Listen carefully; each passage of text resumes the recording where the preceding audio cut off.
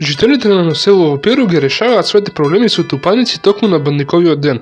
Група на луѓе се собира за да гледа луѓе од селото како се тепаат. Дозволени се луѓе од сите возрасти, од мали деца од 10 години до стари до 70, а може да се тепаат и жени. Целата на оваа чудна традиција е да се смират незадоволствата кои се изградили во текот на годината. Тупаниците треба да решат конфликти, да зајакнат врски во заедницата, со нада да се влезе во новата година со смирени чувства. Популарната божична песна Jingle Bells сушно воопшто не била наменета за Божиќ. Оригинално се нарекувала One Horse Open Sleigh или еден коњ отворена санка и требало да биде песна наменета за денот на благодарноста. Но со текот на времето луѓето премногу ја сакале и го смениле насловот и текстот за да одговара на божичната атмосфера. Постои остров во Индискиот океан наречен Божичен остров.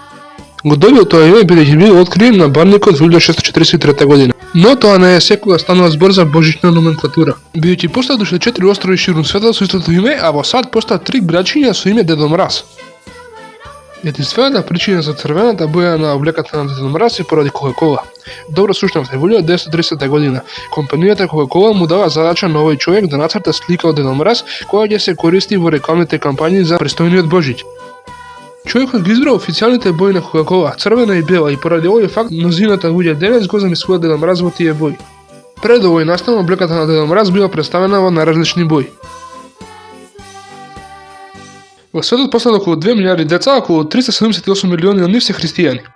Ако го земеме ова во предвид, исто и кога погодуваме дека има барем по 1 милион дете во секое семејство, за Дедо Мраз да ги гости сите подароци за Божиќ би требало да патува со брзина од неверојатни 1000 километри на секунда и да посети 800 куќи на секунда.